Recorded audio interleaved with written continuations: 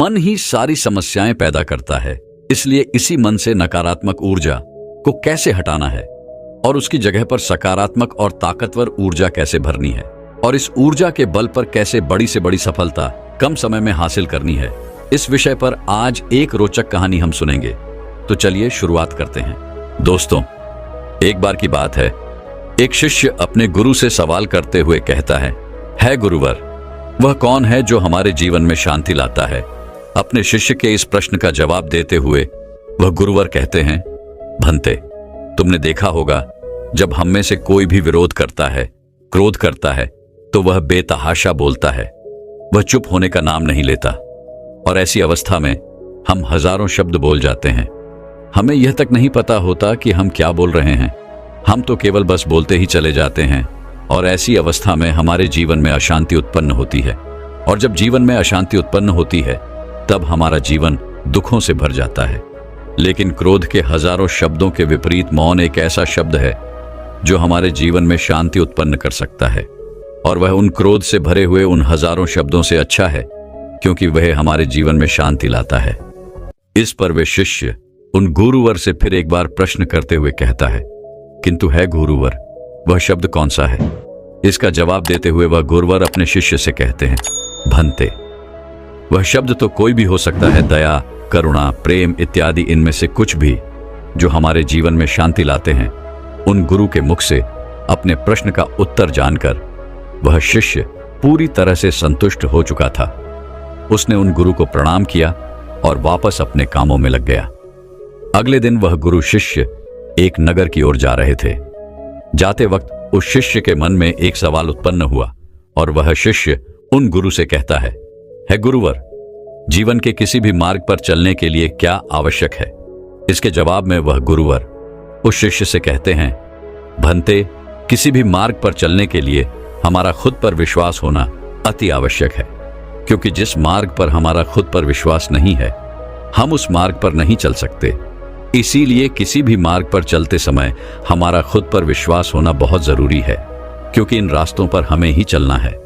कोई और हमारे मार्ग पर नहीं चलने वाला, कोई हमारे लिए कुछ नहीं करके देगा।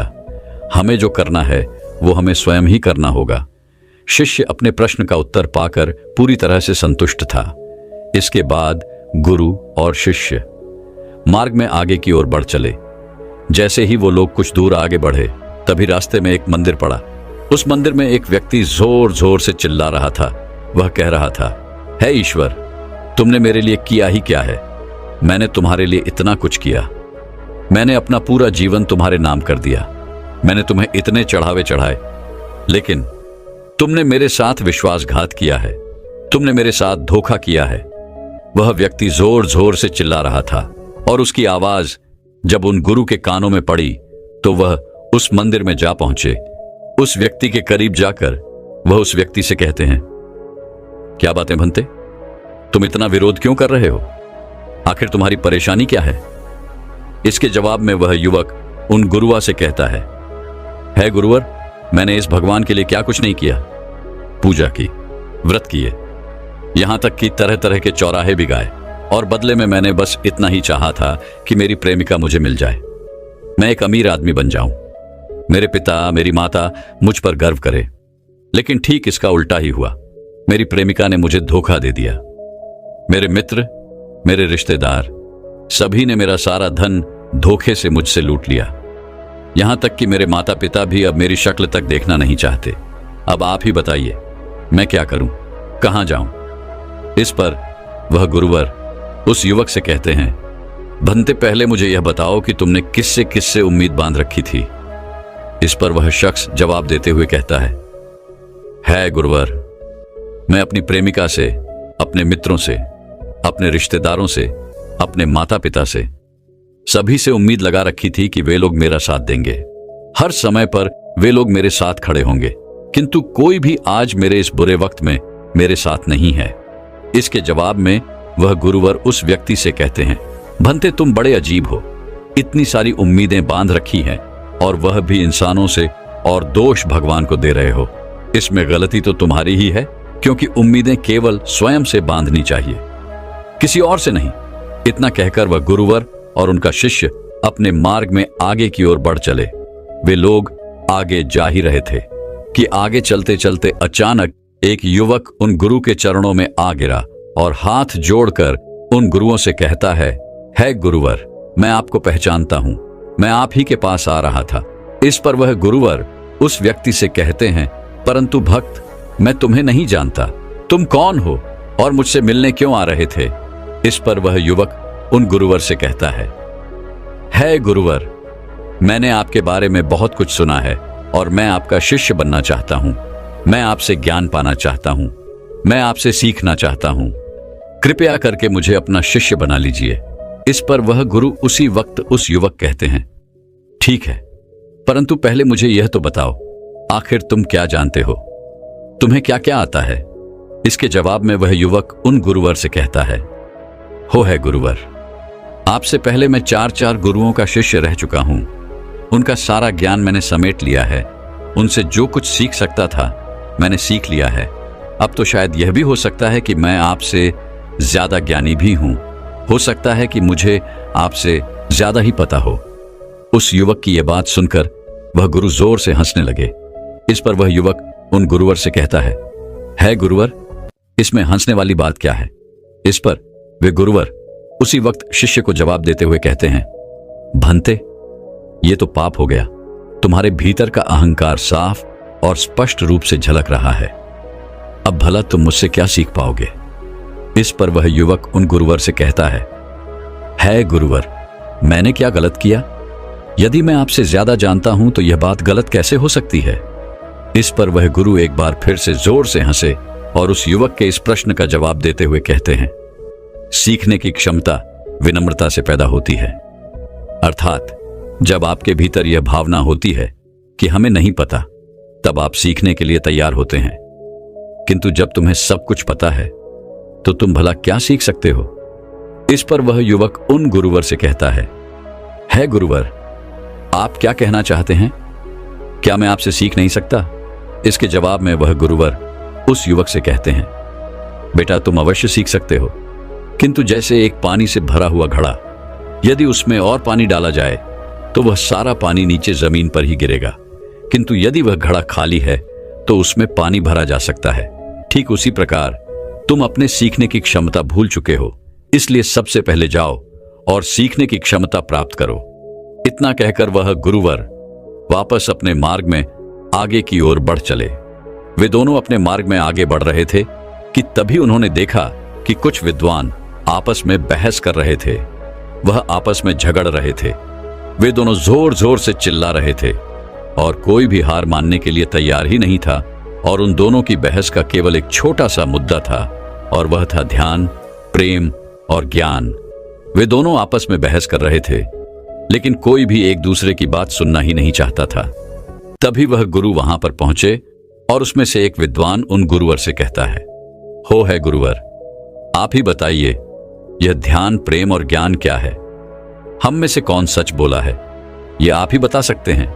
इसके जवाब में वे गुरुवर उन दोनों विद्वानों से कहते हैं, भक्त, मैं यह तो नहीं जानता कि आप में से कौन सच कह रहा है।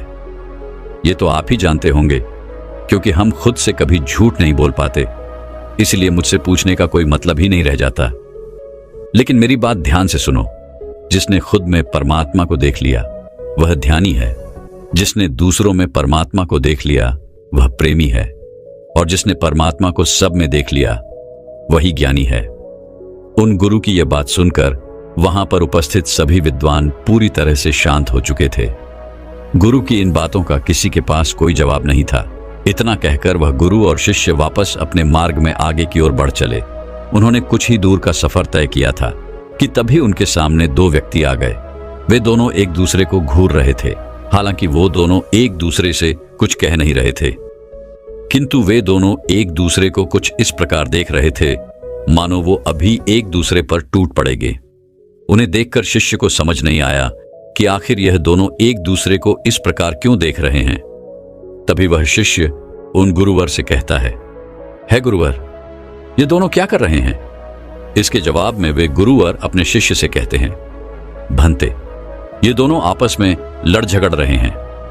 अपने गुरु के मुख से यह सुनकर शिष्य थोड़ा अचरज में पड़ गया। और वह अपने गुरु से एक बार फिर प्रश्न करते हुए कहते हैं, गुरुवर, आप यह कैसी बातें कर रहे हैं?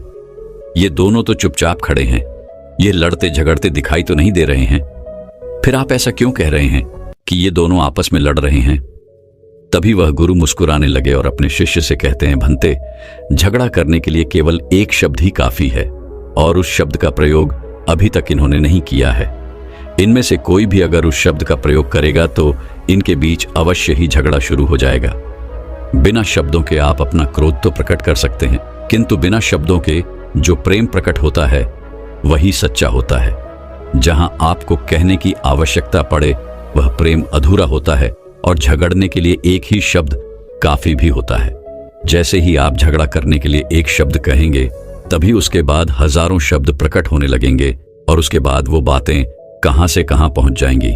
इसी प्रकार इन दोनों में से अगर किसी ने भी किसी से भी कुछ भी कहा, कोई भी शब्द का प्रयोग किया, तो उनके बीच अवश्य ही झगड़ा होगा। किंतु अगर इनमें से किसी ने भी अपने आप पर नियंत्रण पा लिया और शब्दों का प्रयोग नहीं किया तो वे लोग इस झगड़े से बच जाएंगे। वह गुरु अपनी बातें कह ही रहे थे कि तभी उनमें से एक युवक दूसरे युवक से कहता है, घूर क्या रहा है? मारेगा मुझे? मार मार, मार के दिखा। इस पर वह दूसरा युवक कहता है, दोबारा मेरे सामने आया ना तो मैं तुझे छोड़ूंगा नहीं, इसलिए चले जा यहां से। इसके बाद वे दोनों आपस में एक दूसरे पर आरोप लगाने लगे और एक दूसरे के साथ देखते ही देखते बातों बातों में वह भीड़ गए और कुछ ही समय बाद उन दोनों में हाथापाई भी हो गई। इसके बाद उन गुरु के आदेश पर शिष्य ने जैसे तैसे उन दोनों को छुड़ाया और फिर उन गुरुवर ने उन दोनों को समझा बुझाकर उनके घर वापस भेज दिया और फिर वह शिष्य और गुरु अपने मार्ग में आगे की ओर बढ़ चले और देखते ही देखते अब वह उस नगर में पहुंच चुके थे जहां जाने के लिए वह निकले थे। नगर में पहुंचने के बाद गुरुवर ने पहले ही दरवाजे पर भिक्षा मांगी। उस घर से एक औरत बाहर आई। उसने उन गुरु को बहुत सारे अपशब्द कहे, बहुत भला बुरा कहते हुए दरवाजा बंद कर दिया। इस पर वह गुरुवर मुस्कुराते हुए अपने शिष्य से कहते हैं, भंते, इस दरवाजे को ध्यान से देखो। जिस प्रकार यह दरवाजा हमारे लिए आज बंद हुआ है, उसी प्रकार हम भी अपने मन के दरवाजे दूसरों के लिए बंद कर देते हैं, बिना यह जाने कि दरवाजे की दूसरी तरफ भी कुंडी लगी हुई है, अर्थात इस तरफ से भी दरवाजा बंद किया जा सकता है। और हम में से अधिकांश लोग यही करते भी हैं, बिना यह जाने समझे कि यदि हम अपने मन के दरवाजे किसी के लिए बंद करेंगे तो दूसरा भी हमारे लिए अपने मन के दरवाजे हमेशा के लिए बंद कर देगा। किंतु हम तो अपने अहंकार में होते हैं और हम सोचते हैं कि कोई पहले दरवाजा खोलेगा तभी हम अपना दरवाजा खोलेंगे। किंतु इस अहंकार में ना तो वह दूसरा व्यक्ति दरवाजा खोलता है और ना ही पहला, और देखते ही देखते दोनों के बीच दूरियां बढ़ती चली जाती हैं और फिर वो दोनों कभी करीब नहीं आ पाते। इतना कहकर गुरु और शिष्य आगे की ओर बढ़ चले। वह नगर में दूसरे द्वार पर भिक्षा मांगने जा ही रहे थे कि तभी उनके सामने एक व्यक्ति आ खड़ा हुआ जो बहुत परेशान लग रहा था। वह अपने दुखों को कभी इसे बताता तो कभी किसी और को सुनाता। वह यह बताना चाहता था कि वह बहुत दुखी है और वह सांत्वना ढूंढ रहा था। उस व्यक्ति ने उन गुरु और शिष्य को रोका और उन्हें अपने दुखों के बारे में बताया। देखते ही देखते उसने अपने सारे दुख उन गुरुवर को बता दिए और उसके बाद वो उन गुरु के मुख की ओर देखने लगा कि हो सकता है कि ये गुरु मुझे कुछ सांत्वना दे, क्योंकि उसके कंधों पर इतना बड़ा दुनिया का जो बोझ रखा हुआ है। किंतु गुरु ने उसके सारे दुख तो सुन लिए पर उसे कुछ भी नहीं कहा। इस पर वह युवक उन गुरुवर से कहता है गुरुवर, आप मुझसे कुछ कहते क्यों नहीं? आप मुझे सांत्वना क्यों नहीं देते? आप मुझसे यह क्यों नहीं कहते कि मेरे दुख खत्म हो जाएंगे? इस पर वह गुरुवर उस युवक से कहते हैं, भंते, तुम्हारे दुख तुम्हारे ही रहेंगे, चाहे तुम इसको बताओ या किसी और को सुनाओ, ये कम नहीं होने वाले। इसीलिए अपने दुखों पर रोना बंद करो और इसका समाधान ढूंढने का प्रयास करो। इतना कहकर वे दोनों मार्ग में आगे की ओर बढ़े। वे शिष्य तभी अपने गुरु से प्रश्न करते हुए कहता है गुरुदेव, इस संसार में रहना कितना बड़ा चुनौती का काम है। एक दुखी व्यक्ति इस संसार में कितना परेशान रहता है, कभी पैसों के लिए, कभी परिवार के लिए, कभी व्यापार के लिए, तो कभी अच्छे जीवन के लिए। इस पर वह गुरु अपने शिष्य के प्रश्न का जवाब देते हुए कहते हैं, भंते, इस दुनिया में प्रेम से बढ़कर कोई और दूसरी चुनौती नहीं है। किसी दूसरे व्यक्ति के साथ खुश रहना इस दुनिया में सबसे बड़ी चुनौती है। तुमने इन चीजों पर कभी ध्यान दिया है? जहां पर दो लोग एक साथ होते हैं वहां दो बर्तन आपस में टकराते ही रहते हैं, और जब वह दोनों बर्तन आपस में टकराते हैं तो आवाज तो होती ही है, साथ ही संघर्ष भी होता है। इसके बाद वह गुरु और शिष्य भिक्षा मांगकर वापस घर की ओर लौटने लगे। तभी रास्ते में उस राज्य का राजा उसी मार्ग से होकर गुजर रहा था। जैसे ही उसने उन गुरु को देखा, वह रथ से उतरकर उन गुरु के चरणों में जा गिरा और दोनों हाथ जोड़कर उन गुरुवर से कहता है गुरुवर, मेरे मन में एक अजीब सा डर है, एक अजीब सी बेचैनी रहती है और मुझे समझ नहीं आ रहा कि आखिर ऐसा क्यों हो रहा है। मैंने इसे बहुत समझने का प्रयास किया, लेकिन उसके बाद भी मैं इसे समझ न सका। ऐसा क्यों हो रहा है? इसके जवाब में वह गुरुवर उस राजा से कहते हैं, है राजन, यह जीवन है और जीवन ऐसा ही है। यहां हमेशा हर किसी को कुछ पल की बेचैनी रहती है। कुछ भी पालो, कुछ भी प्राप्त कर लो, फिर भी वह हमेशा कुछ और पाना ही चाहता है, और उसके लिए मन में हमेशा एक बेचैनी बनी ही रहती है। और जो कुछ भी हमें मिला है, जो कुछ भी हम प्राप्त कर चुके हैं, उसके खो जाने का डर भी हमें सताता रहता है। बस यही तो जिंदगी है। उन गुरुवर के मुख से ये सारी बातें सुनकर राजा उन गुरुवर से कहता है गुरुवर, तो अब मैं क्या करूं? क्या इसका कोई समाधान नहीं है? इस पर वह गुरु उस राजा से कहते हैं, है राजन, समाधान तो है, किंतु थोड़ा मुश्किल है। इस पर वह राजा उन गुरुवर से कहता है, गुरुवर, आप मुझे समाधान बताइए। समाधान चाहे कितना भी मुश्किल क्यों ना हो, मैं उसे अवश्य करूंगा। इस पर वह गुरुवर उस राजा को समाधान बताते हुए कहते हैं, है राजन, समाधान बड़ा ही सरल है। जिसने अपने मन से किसी चीज को पा लेने की इच्छा निकाल दी, उसके मन की बेचैनी भी चली जाती है, और जिसने अपने मन से खो जाने का डर निकाल दिया, उसका डर भी खत्म हो जाता है। आगे वह राजा उन गुरुवर से कहता है गुरुवर, आजकल मैं अपने राज्य को लेकर बहुत तनाव में रहता हूं। आखिर ऐसा क्यों है? इसके जवाब में गुरुवर उस राजा से कहते हैं, है राजन, जिस व्यक्ति का केवल एक ही चेहरा है वह कभी तनाव में नहीं रहता, क्योंकि वह अपने एक ही चेहरे जैसा है वैसा ही रहता है। पर जिस व्यक्ति के हजारों चेहरे होते हैं और जिसे बार बार अपने चेहरे बदलने की आवश्यकता पड़ती है, उसे हमेशा तनाव बना ही रहता है। इसलिए आज से ही अपने सारे झूठे चेहरों को उतारकर अपने मूलतः स्वभाव में वापस दौड़ जाओ, वहां तुम्हें कोई तनाव नहीं होगा। इस पर राजा उन गुरुवर से प्रश्न करते हुए कहता है, किंतु है गुरुवर, ये कैसे संभव होगा? इसके जवाब में वह गुरुवर राजा से कहते हैं, है राजन, शांत होकर। जो व्यक्ति शांत हो गया है उसका दिमाग इस दुनिया में सबसे ज्यादा मजबूत है और वह कुछ भी कर सकता है। इसलिए अपने मन को शांत करो। जैसे ही तुम्हारा मन शांत होगा, तुम्हारी सारी चिंताएं, सारी परेशानियां, सारा तनाव हमेशा हमेशा के लिए खत्म हो जाएगा। इतना कहकर वह गुरु और शिष्य आश्रम की ओर बढ़े। तभी रास्ते में वह शिष्य उन गुरु से प्रश्न करते हुए कहता है गुरुवर, ये धोखा क्या है और कौन किसको धोखा देता है? इसका जवाब देते हुए गुरुवर अपने शिष्य से कहते हैं, भंते, धोखा देने वाला यह सोचता है कि वह किसी और को धोखा दे रहा है, परंतु यदि वास्तविकता देखी जाए तो कोई किसी को धोखा नहीं दे सकता। जब भी कोई किसी दूसरे को धोखा देता है तब वास्तव में अपने आप को ही धोखा दे रहा होता है। जैसे अगर कोई पत्नी अपने पति को धोखा देती है तो वास्तव में वह अपने आप को धोखा दे रही है, अर्थात बुराई तो उसके मन में ही पैदा हो रही है, डर तो उसके मन में ही पैदा हो रहा है, कुंठा उसके मन में ही पैदा हो रही है, और इनके चलते वह अपने लिए अपने जीवन में दुखों को उत्पन्न कर रही है। और ठीक इसी तरह से अगर कोई पति अपनी पत्नी को धोखा दे रहा है तो वह भी अपने आप को ही धोखा दे रहा है। इसलिए हमें अपने मन को जानने की आवश्यकता है। हमें अपने मन का विश्लेषण करना चाहिए, अपने विचारों का विश्लेषण करना चाहिए, उसे ध्यान से देखना चाहिए कि कहीं हम अपने आप को धोखा तो नहीं दे रहे, क्योंकि हर व्यक्ति के पास एक सीमित समय है और इस सीमित समय का सदुपयोग करो। कोई ऐसा काम मत करो जिससे आपको बाद में पछताना पड़े और पश्चाताप के लिए भी आपके पास समय कम पड़ जाए। उन गुरु के मुख से यह सुनकर उस शिष्य के आंखों में आंसू आ गए। वह तुरंत ही दोनों हाथ जोड़कर उन गुरु के चरणों में जा गिरा और उनसे क्षमा मांगते हुए कहता है गुरुदेव, मुझे क्षमा कीजिएगा। मैंने आपको पल पल धोखा दिया है। मैं जब भी भिक्षा मांगने जाता हूं और भिक्षा में जब मुझे कोई स्वादिष्ट भोजन मिलता है तो वह मैं चोरी छुपे खा लेता हूं। है गुरुवर, मुझे क्षमा करें, मुझे क्षमा करें। इस बात पर गुरुवर मुस्कुराते हुए अपने शिष्य से कहते हैं, वे स्वादिष्ट भोजन है तो उसे खाना तो पड़ेगा ही। हां, यह बात और है कि तुमने मुझे धोखा दिया है, किंतु तुमने अपनी गलती भी मान ली है, तो यह अच्छी बात है।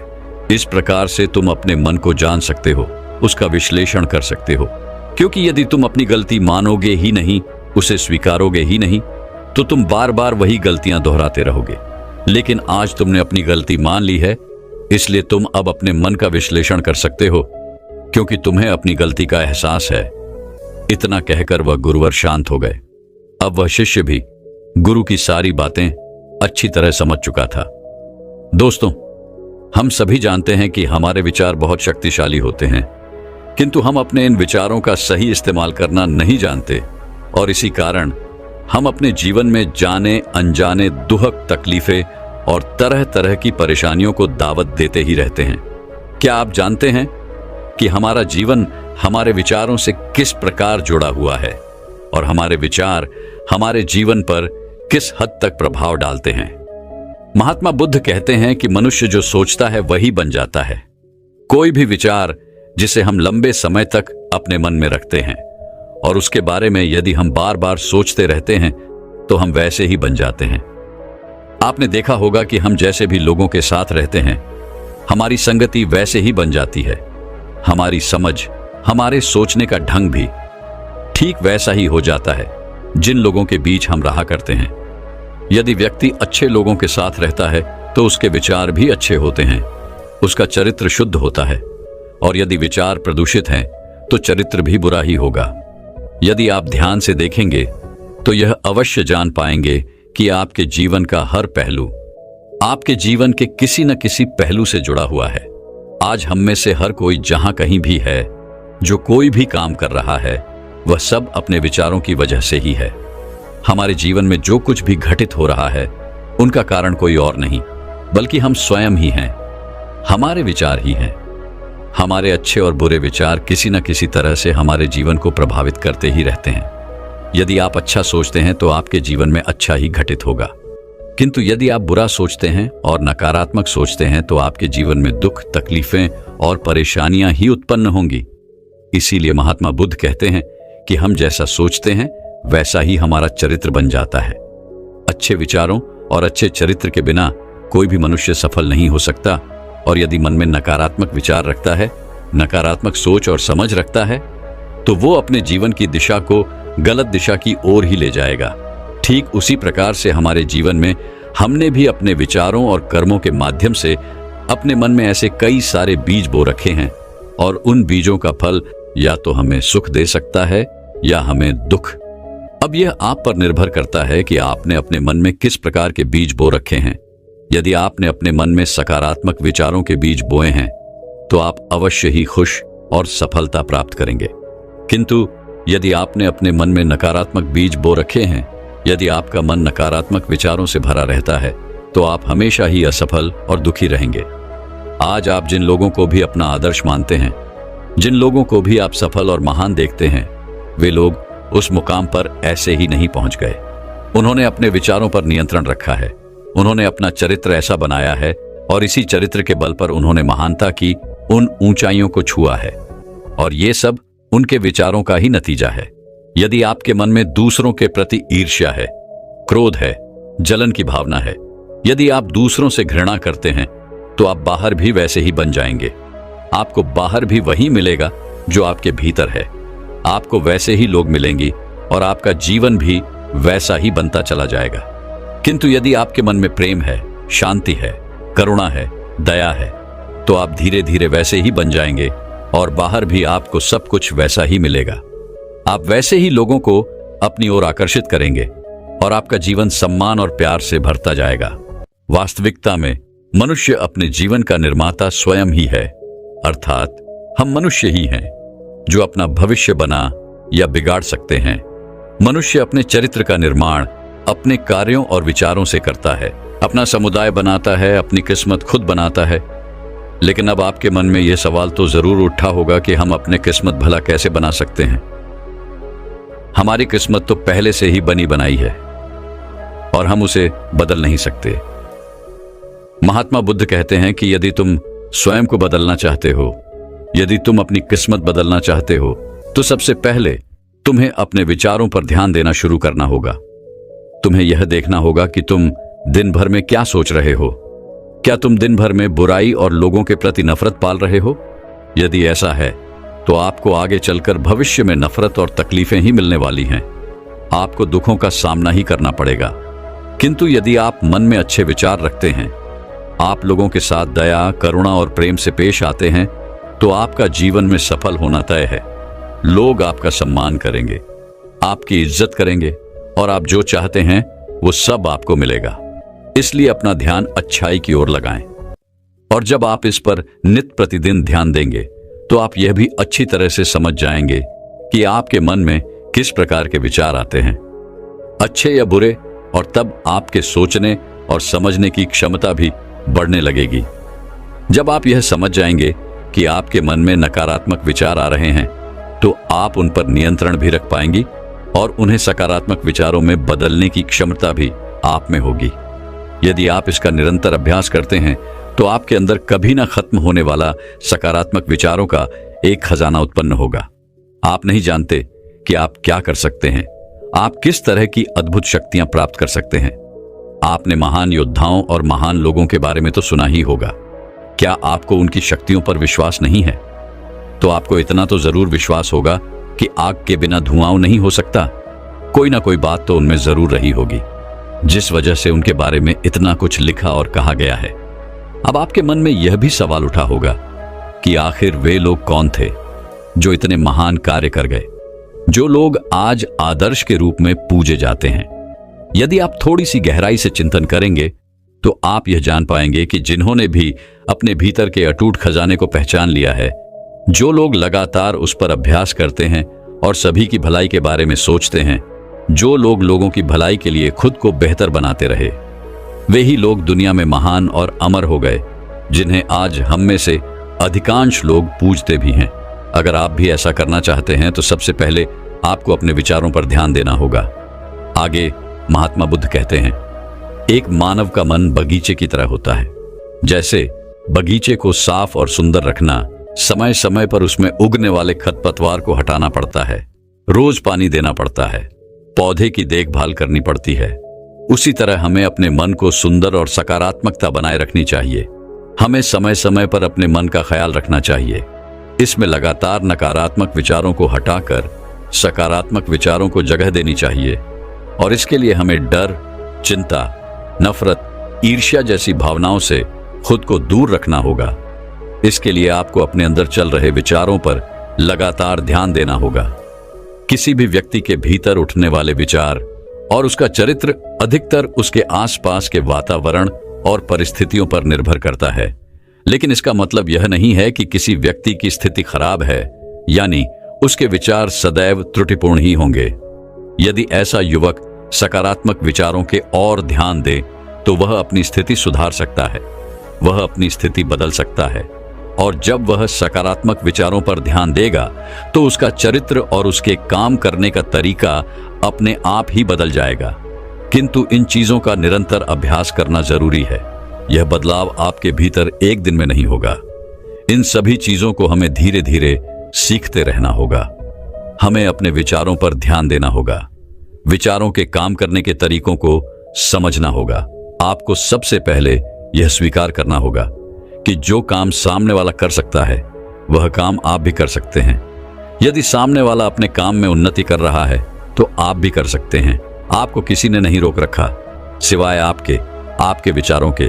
आपको बस इसका बार बार अभ्यास करने की जरूरत है, नई चीजें सीखने की जरूरत है। जैसे जैसे आपका मन बदलेगा आपकी परिस्थितियां भी बदलना शुरू हो जाएंगी। आप जो भी विचार रूपी बीज अपने मन में डालते जाएंगे वह धीरे धीरे आपके चरित्र और आपके कार्य में दिखना शुरू हो जाएगा। और एक बार यदि वह विचारों का बीज आपके मन में जड़ जमाकर बैठ गए तो वह धीरे धीरे बड़े होते जाएंगे, और जैसे जैसे वह बड़े होंगे आपका मन बदलने लगेगा और आप सकारात्मकता की ओर आगे बढ़ने लगेगी, आप तरक्की की ओर आगे बढ़ने लगेंगे। तब आपको सफल होने से कोई नहीं रोक सकता। किंतु याद रहे, अगर वह बीज या विचार नकारात्मक है तो आपको असफलता से भी कोई नहीं बचा सकता। इसलिए किस प्रकार के विचार हमारे भीतर आ रहे हैं, इसे हमें जागरूक होकर देखना चाहिए, इन्हें समझना चाहिए और इन पर नियंत्रण साधना चाहिए। हमेशा एक बात जरूर ध्यान रखिएगा कि हमें वह नहीं मिलता जो हम चाहते हैं, बल्कि हमें वह मिलता है जो हम हैं और हम अपने विचार हैं।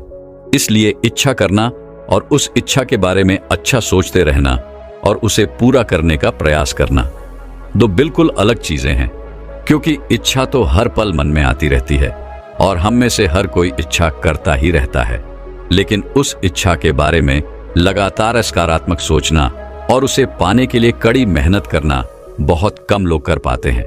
इसलिए अगर आप अपनी परिस्थिति को बदलना चाहते हैं तो सबसे पहले आपको खुद को बदलना होगा।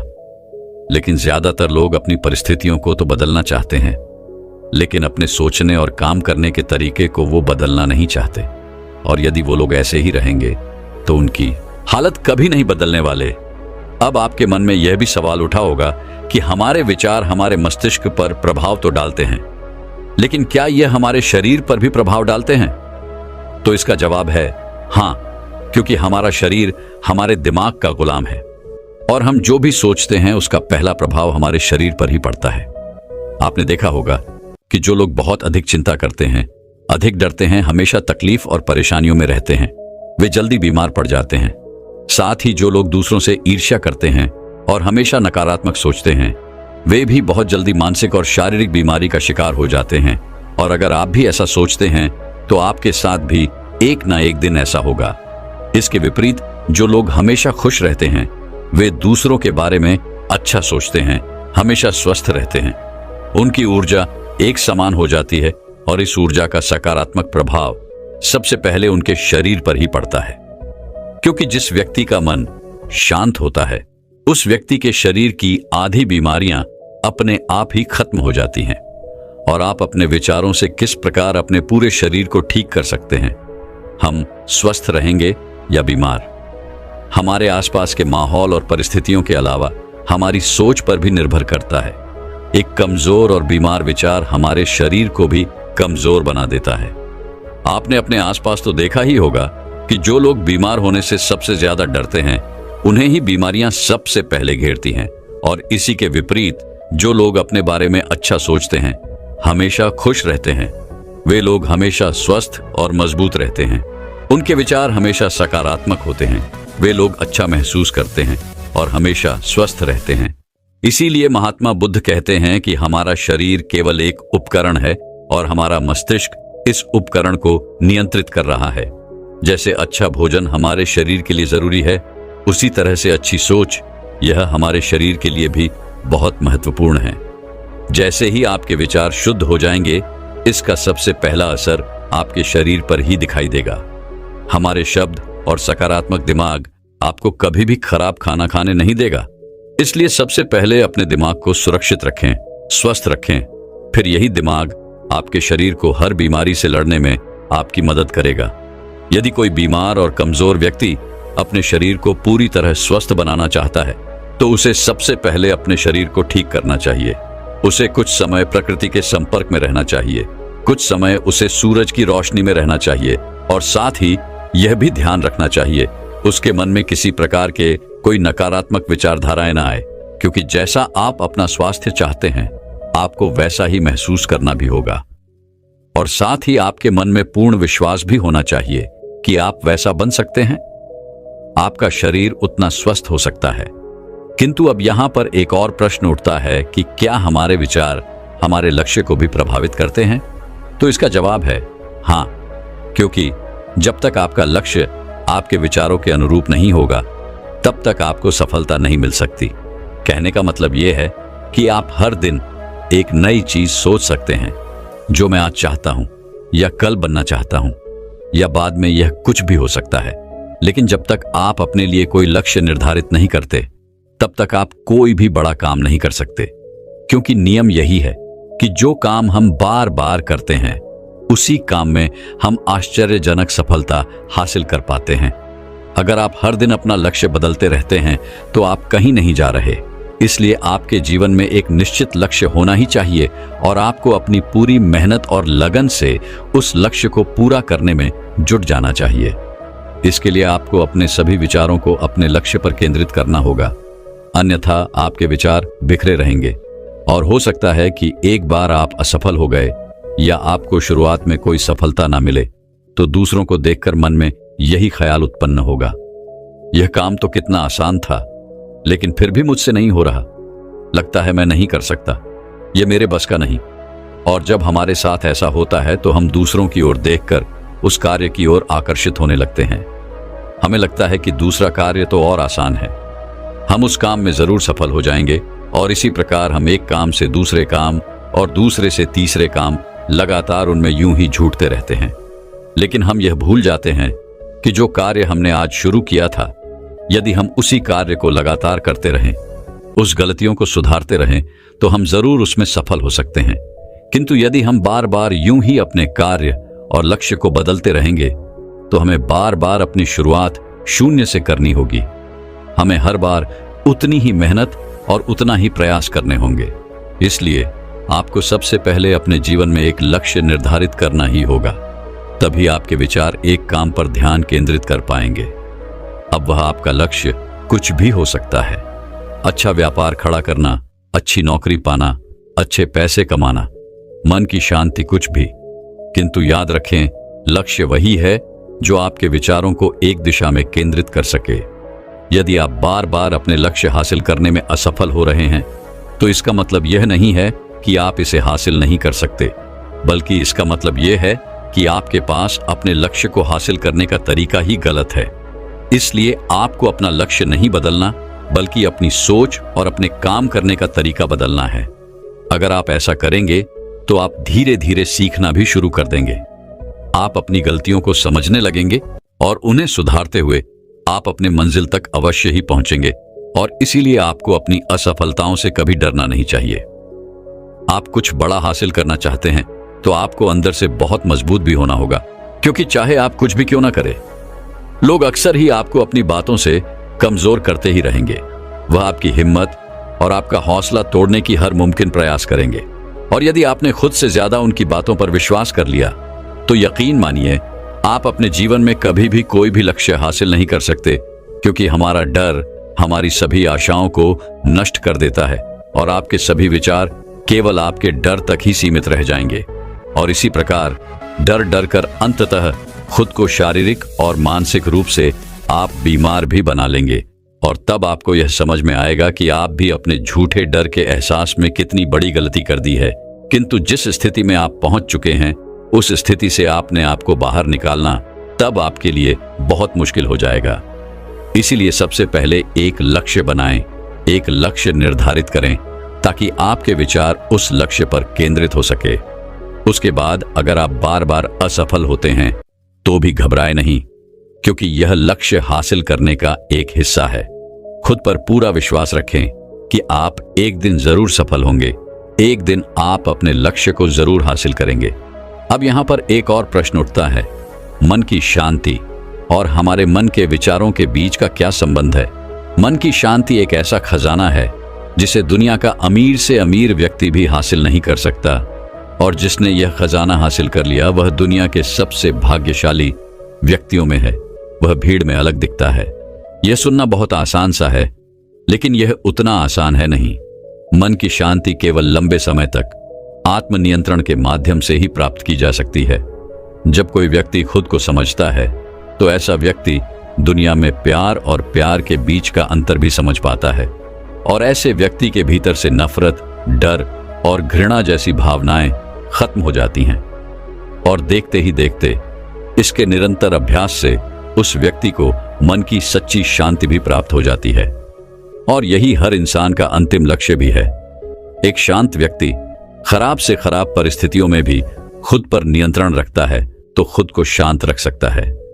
एक शांत व्यक्ति के पास जितनी मानसिक शक्ति होती है उतनी किसी और के पास नहीं होती।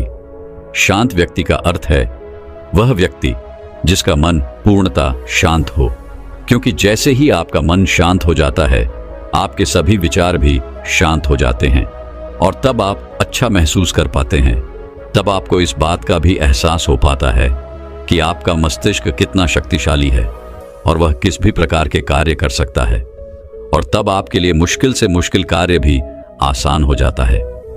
आप जहां भी होंगे, जैसे भी परिस्थिति में होंगे, आप उस परिस्थिति को खुश रहकर स्वीकार करना सीख जाएंगे। और इसकी शुरुआत आपको अपने विचारों से ही करनी होगी।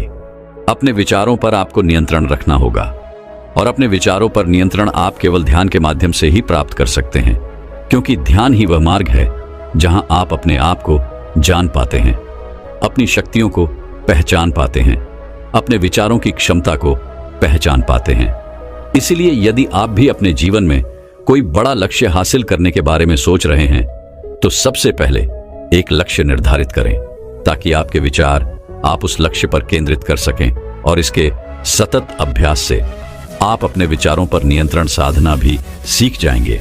और जब आपका सारा ध्यान केवल अपने लक्ष्य पर होगा तो आप बड़ी से बड़ी कठिनाई का सामना बड़ी सरलता और सहजता से कर पाएंगे, और आप बड़ी आसानी से किसी भी बड़े लक्ष्य को हासिल भी कर पाएंगे। दोस्तों, मैं उम्मीद करता हूं कि यह कहानी सुनने से आपके जीवन में अच्छे बदलाव आए होंगे। आपको इस वीडियो से क्या सीखने मिला ये कमेंट करके जरूर बताएं, और अपने परिवार, दोस्तों या आपके करीबी इंसान के साथ ये कहानी शेयर करके उन्हें भी इस ज्ञान से परिचित करवाएं। बाकी अगर आपको ये वीडियो दिल से अच्छी लगी हो तभी इस वीडियो को लाइक कर देना, और आपने अब तक इस चैनल को सब्सक्राइब न किया हो तो चैनल को सब्सक्राइब भी जरूर कर देना।